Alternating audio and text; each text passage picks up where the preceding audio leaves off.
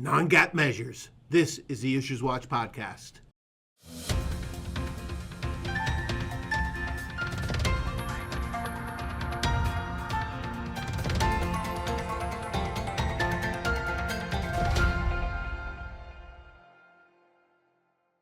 Hello and welcome to the IssuesWatch podcast. I'm Brad Muniz, your host for the bi-weekly accounting and auditing episodes. I'm an assurance principal at Clifton Larson Allen.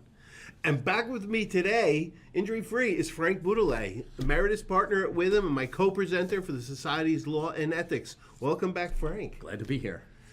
And Matt Charney, Audit Director at CLA. Welcome back, Matt. Thanks for having me again, Brad. Yeah, no problem. This episode qualifies for Nano CP credit. If you're interested in earning CP credit for this episode, hit the pause button now and head over to njcpa.org/nano to find out how.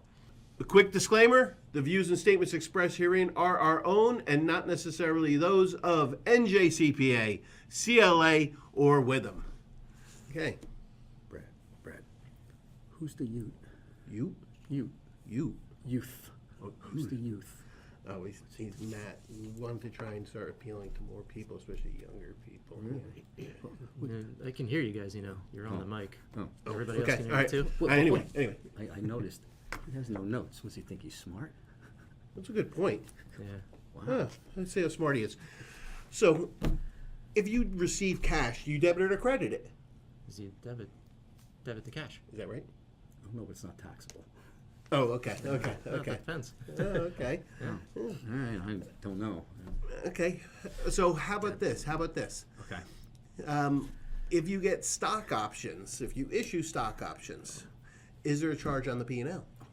Well, do you really want to get into stock options right now, or is there something else that we should be talking about, Brad? Well, we can go a little bit deeper. Maybe he doesn't know it. I don't think he knows it. Ooh. I'll come back with notes next time. Okay. There you go. Okay. Well, you do know and I know that you work with stock options a bunch, and something that just came out is kind of off script a little bit. Just something that just came out. You're going to love this. Oh. The FASB is considering what impact there will be for issuing stock options to customers.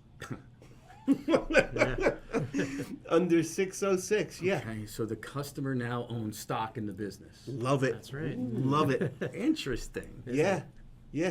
Crazy. So is it part of and this just came out, I mean, it's an exposure draft that they're looking at. Right. And, what's the impact going to be? Is it a 606? Is it a reduction of sales? Or is it a charge? I mean, your P&L, net income is going to be the same, but is it a charge? Is it a cost of sale? Is it a reduction of revenue under 606? And he knows this stuff? All in And due time, Frank. he passes. He can sit in. You know what he's saying? I'm so happy I retired. Yeah, I am. Wow. Okay, couple things that we have.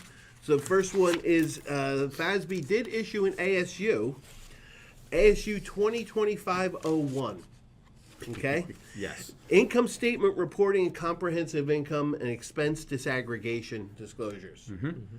So I recommend everybody read this one because it's a whole 9 pages. Yes. And all it is was there was confusion as to the effective date. And this only relates to public companies, but there was confusion as it relates to the effective date. So if you are in a public company, this is out. The pending content is for public companies. The annual reporting periods beginning after December 15, 2026, and interim report periods within the annual reporting periods beginning after December 15, 27. So it's a couple years out. Yes. But like anything, you should start looking at it now because it's going to affect comparability when you put into effect, right? Agreed. Yeah. See, he knows. So let's talk about this then real quick. When do you think accountants are going to focus on this? the day they're issuing the December financial statements. 14th, 2026. I was going to say 28. So I thought that's I found it interesting that, I mean, this ASU, the previous ASU that this relates to, came out right before it. Yeah. Right. And it's like, how did they not coordinate this? But anyway, we're not here to pick on the FASB right now.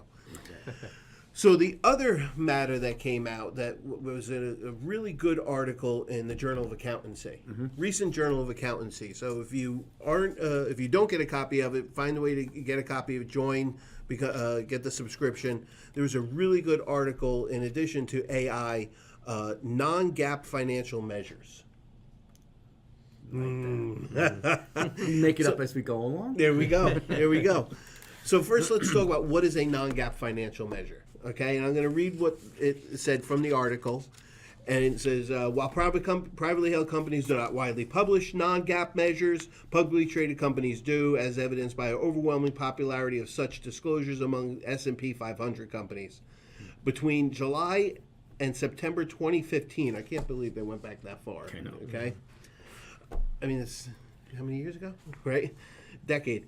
Between July and September 2015, 88% of the S&P 500 companies use non-GAAP measures. That's interesting. That was Yeah. a shocking statistic to me when I was reading the article when you sent it over the other day. And 88% is a vast majority of public companies that are putting something in their statements that isn't accepted under GAAP. Right. So I was very surprised to see that, and I believe the article goes on to discuss that we should be exercising caution when we do stuff like this. Right. Well, go ahead. What are you going to say? It could be deemed misleading, no? Well, I'm going to get this. Okay, I'm sorry, I didn't want to jump No, ahead. no, you're right. I'm also thinking, like, do we report such on a- it? It's in a public company. Do we disclaim it? What do we do? You're such an auditor. I am. Well, the SEC defines a non-GAAP financial measure as a numerical measure of a reporting company's historical or future financial performance, pro forma information too, financial position, or cash flows that either excludes amounts that are included in the most directly comparable GAAP measures, or includes amounts that are excluded from the most directly comparable measures. So, I mean, we have there's a lot more information that's in this article. It's really good, but and I know you have some items you want to talk about. I mean, in my career, I've been doing this for 36 years now. I've only seen non-GAAP measures twice in private companies, twice, one of them being last month. And I'll tell you how I saw it is that it was a supplemental information, and the report says that we did not audit or review it at all. So it was compiled information in essence.